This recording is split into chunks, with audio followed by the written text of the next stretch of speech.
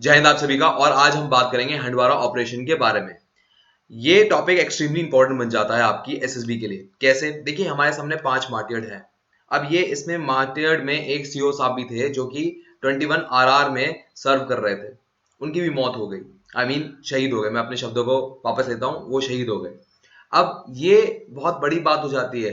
अब ये टॉपिक हमारी एसएसबी में पूछा जाएगा कैसे, इस बारे में हम डिटेल में बात करेंगे। उससे पहले मैं आपको अपने बारे में बताना चाहूंगा। मेरा नाम है Shubham Wajne. By profession I am a YouTuber on self selection board YouTube channel and my aim is to take you one step towards your uniform.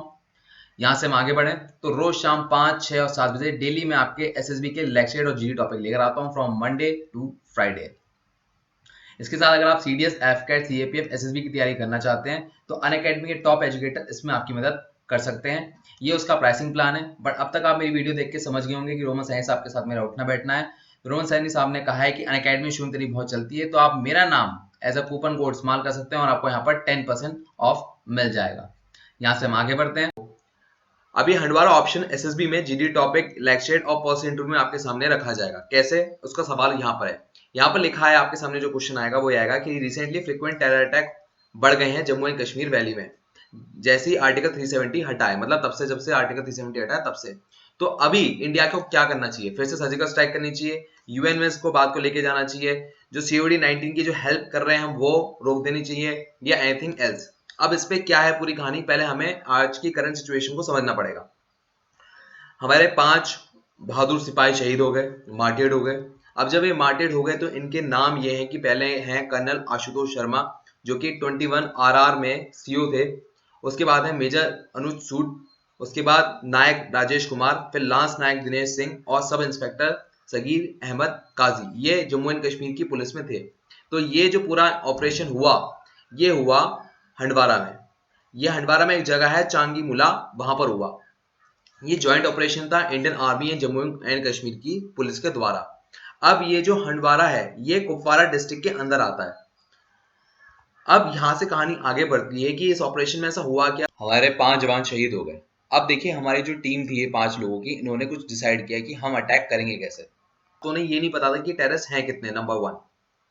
उसके बाद इन्होंने एक हिसाब लगाया है कि जो टेररिस्ट हैं वो कहीं ना कहीं जो काऊ की शेड है जहां पर गाय बनती है वहां पर छुपे हुए हैं।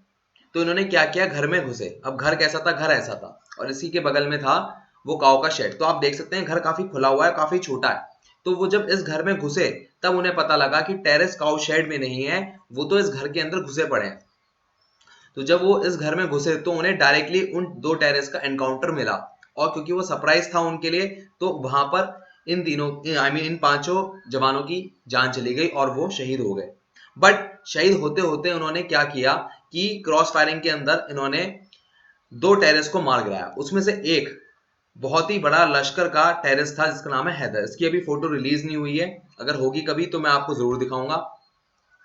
अब ये जो हंडवारा का न्यू प्लॉट कैसे आ रहा है, मतलब आपने आज तक कुपवाड़ा सुना होगा, बालाकोट सुना होगा, पर ये हंडवारा नई जगह क्यों सुनने में आ रही है कि भाई यहाँ पर भी अब टेररिस्ट के अटैक्स हो रहे हैं या वहां पर वो इंसर्जेंसी कर रहे हैं, ऐसा क्यों सुनने में आ रहा है? देखिए, कहीं ना कहीं जब से यूनियन टेरिटरी बनी है हमारी जम्मू एंड कश्मीर, तो कहीं ना कहीं एक ताकत सेंटर के हाथ में आ गई है। अब जब वो सेंटर के हाथ में ताकत आ गई है तो उनको नई जगह ढूंढनी होगी, क्योंकि पुरानी जगह पर तो कहीं ना कहीं आर्म फोर्स का जो बेस है वो काफी स्ट्रांग है। अब उनके हाथ में काफी पावर भी है, तो उन्होंने यहाँ पर नए बेस को चुना। अब जब नए बेस को चुना तो नए गोल्स भी चुने।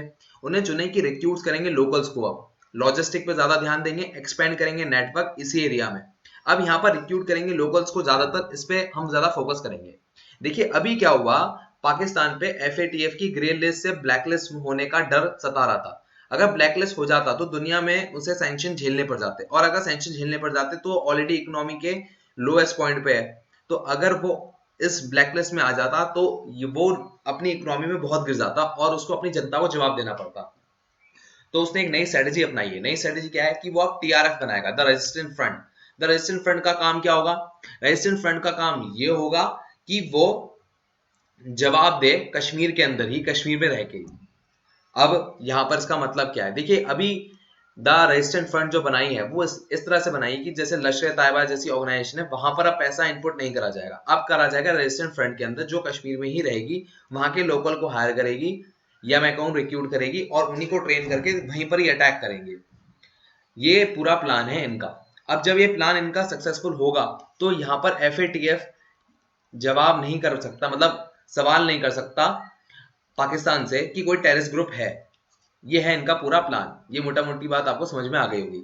अब जब ये टेररिस्ट अटैक हुआ तो हमारे PM साहब ने भी इसका अपोज किया और उन्होंने नॉन अलाइनमेंट समिट में कहा कि जो कुछ कंट्री ऐसे हैं जो टेररिज्म का वायरस बढ़ा रहे हैं जब हम कोरोना वायरस जैसी महामारी बीमारी से लड़ रहे हैं, और फेक न्यूज का भी सहारा ले रहे हैं इस टेररिज्म को बढ़ाने का।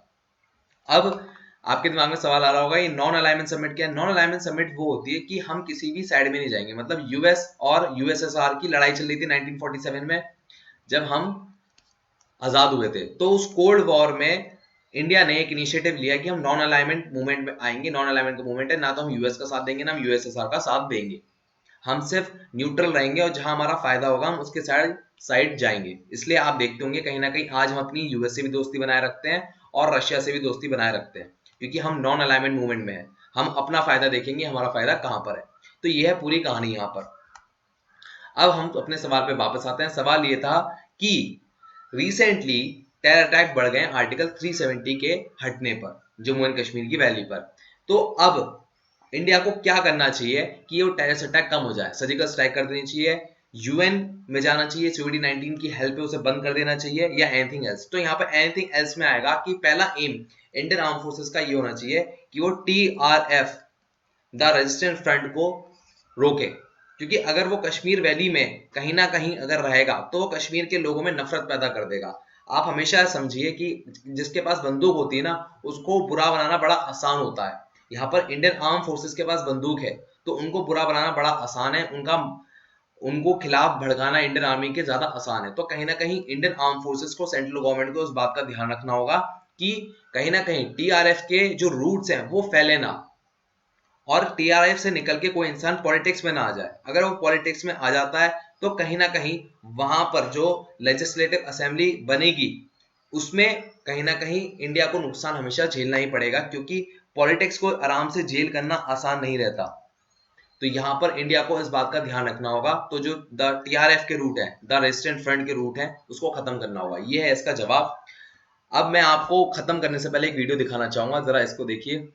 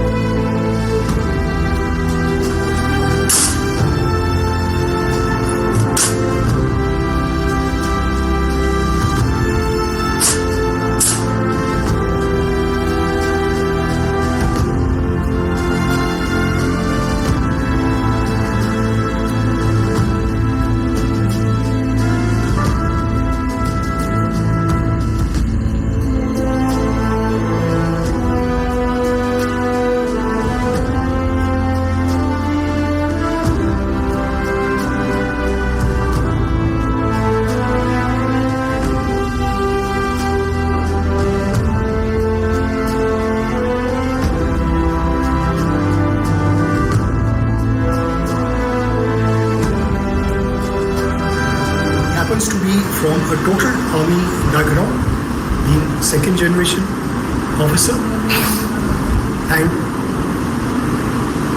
I feel a little sad about his wife for the fact that they had just got married.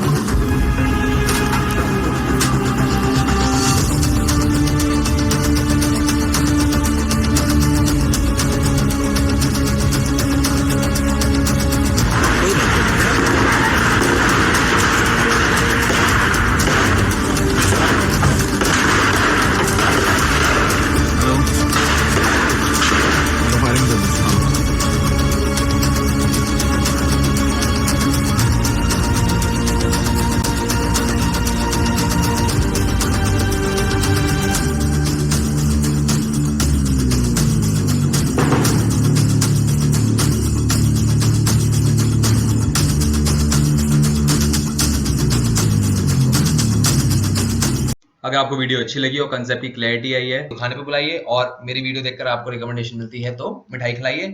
अगर आप चाहते हैं कि मैं कोई टॉपिक लूं तो हैशटैग वाशनिंग कमेंट बॉक्स में बताइए, या मेरे लिए कोई पर्सनल मैसेज हो तो आप इंस्टाग्राम पे मुझे डीएम कर सकते हैं। सेल्फ सिलेक्शन बोर्ड मेरे इंस्टाग्राम का हैंडल है, and my aim is to take you one step towards uniform. तो मैं पूरी कोशिश करूंगा कि आपकी प्रॉब्लम सॉल्व हो।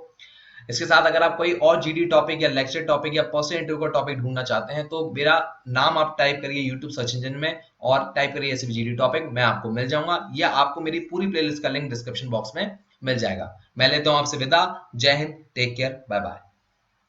मैं उनको रोज सोचता हूँ, मैं उनको रोज सोचता हूँ,